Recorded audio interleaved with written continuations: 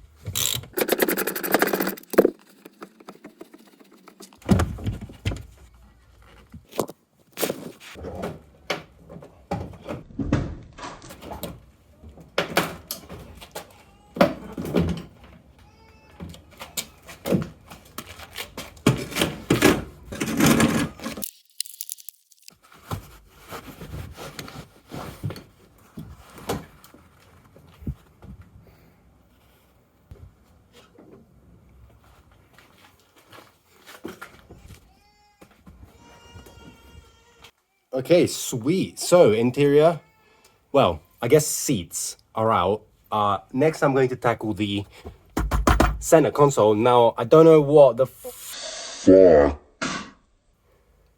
I was doing with this. I think this is silly. So I'm going to have to remove this. I don't think I actually welded it. I think I just jammed it on. So I might just be able to pull it out. So it should be okay. I think it's just a bar. It's nothing crazy. It never worked properly anyway, so forget this. I'm officially declining the use of handbrake in drifting. I don't feel like it's necessary. Unless you have an FD car and you're competing with like 1,000 horsepower and like 315s in the back, you don't need a handbrake. So yeah, I'm gonna return this to like a stock setup. I bought a new hand vac, wet and dry. This carpet needs a clean.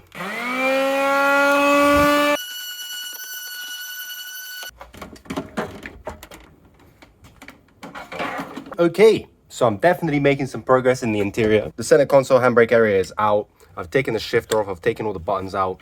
I've taken the clocks and sort of OBC area here as well out. The glove box is out also. This is a plug I unplugged from the glove box area. I unplugged the hazard lights and all the bits for the lighter, including the little light as well. Now onto the final piece, which is taking off this actual center console part, this guy here. So I've made some progress. The progress has been quite slow because this is all brand new stuff. I've never done any of this before. Maybe I'll put the flash on. Okay, much better. On the side here, I've taken out the, I guess it's called like a kick panel. You can see the throttle pedal is out as well. This was a weird one. I never thought BMW would do something crazy like this, but it has this little pin in the back that you basically have to push out. When you're looking at the pedal from above, the pin here will be like in like this. You have to basically flick it out. And there's these two others on the left and right that you basically have to kind of reach in through the front and pry them out.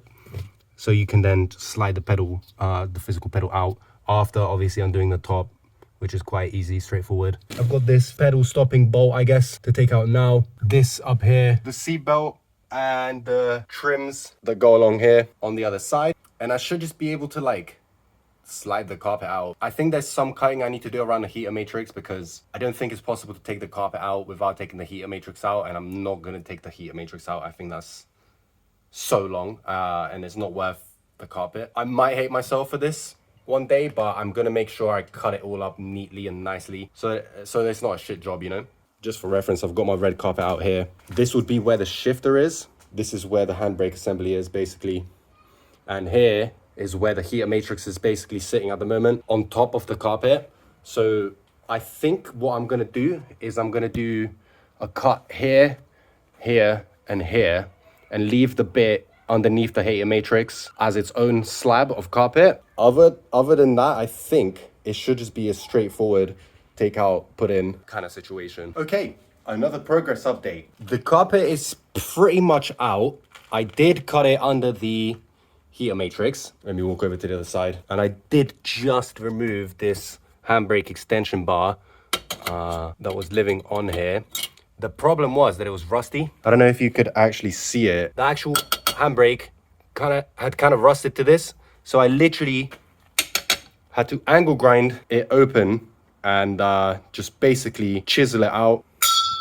Good riddance. So this is where I decided to cut the carpet. I went pretty much along with the air ducts here up to the firewall. As I said, just like a slab of black carpet will stay in there. And I'm going to basically attempt to cut this in the same sort of way, just literally and it should be perfect. I might try to put the phone down as I'm removing the carpet physically from the car because I think that'll be a cool shot.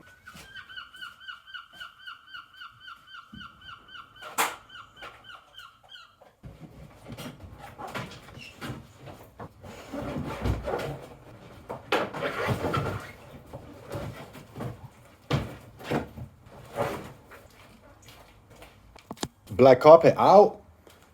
Black coupe is carpet-less. Wow, this is wild. This is proper crazy looking. We'll do a windshield-less view. Look at this. Mad. This would be a good opportunity for me to remove all the sound deadening from the floor, but I'm not prepared for that, so I might just leave it for now. I know how to take the carpet out, and it's a lot easier than I thought, so maybe there will be a day where I go back to remove the sound deadening. Not that this is going to be a race car or anything crazy like that. I just prefer the raw vibration and sound of the machine that is the E36. I guess I'm going to do some YouTube magic, click my fingers and have a red carpet in there. Right, I did just hoover the inside to make sure that, you know, there's no dirt and no stuff left over under the carpet, since I'm definitely not going to be taking the carpet out anytime soon. But I did want to film just before I chuck the red carpet in there. I've ruined the YouTube magic. My car is so clean. Like, look at all of the areas where the cars usually go bad and rust. Mine is clean. Like, I can eat from this. So good. Along the sill, all the way up to the passenger footwell. There's no rust. There's no rot. There's no damage. The car is straight. The car is not bent. The car is not rusty. Around the seatbelt mounting holes, around here, along the gearbox tunnel, everywhere.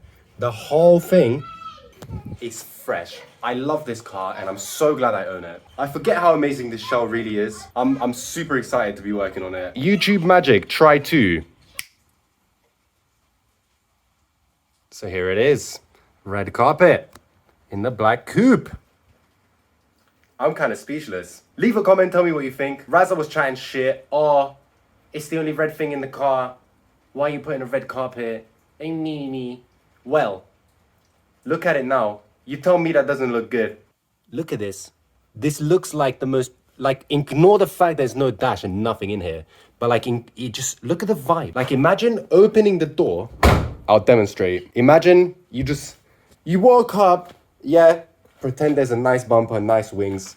You walk up, strolling up, black coupe. Oh, this is my whip, sick. Let me get in there to drive it. Damn! God damn! Red carpet. Very good. Very happy. All jokes aside, I have actually been dreaming of having red carpet in my E36 coupe since I found out that there was such a thing as red carpet. Just the vibe of a red carpet is something I've always loved the idea of. And now I have it. I'm very happy. I have actually been neatly adding all of the interior bits to this shelf as I've been taking them off in order and separately, so that when it comes time to put it back together, aka now, everything's laid out, ready to just be clipped in. Benefits of having an actual workspace such as this. All of these bits are pretty straightforward. Nothing really too complex apart from the throttle pedal, which I already showed. Taking off the seatbelt rails is also a little tricky because you kind of have to twist them and tilt them at the same time to essentially like get them to snake out of the hole that they're in, but it's not hard. Oh yeah, check this out. It's currently raining outside. And I'm in here just getting on with my business without any interruption from the elements. I can take a break from being inside to go outside, enjoy the weather, and get back inside to do my shit. This is literally bliss. All right, so majority of the interior is back in. The center console is in. All of the trims are in. I'm pretty sure I didn't break any of the clips or anything like that. I gave the pedals and the kick panel a bit of a clean. So everything's a little more fresh in here now. All the vents are coming through the carpet, no problem. Seat belts attached. I've got the back seats in. I'm gonna put the front seats in as well, but I think that I want to add my center console first before I do the seats, because it's a bit easier to access this area without the seats. I'm probably gonna end up putting an armrest center console in this now, even though I had the non-armrest, non-ashtray center console in there before. That one might end up going in the silver coupe, and the armrest one from the silver coupe might go in here. But this is it for today. I'm quite pleased with all the work I've done. This car has been entirely transformed, and I'm very happy with this. Leave a comment, tell me what you think. Red carpet, yay or nay? Would you run it? Do you think it suits the car? What should I pair with it? Next, we're going to be installing this windshield. A little bit more cleaning up to do and glass removal, and I'll be able to chuck the window on there. Otherwise, this is going to be it for this video. Let me know what you think of the carpet. Let me know what you think of my process. Subscribe to the channel. Follow me on Instagram at Rogue Drive, and I'll see you in the next video. Peace.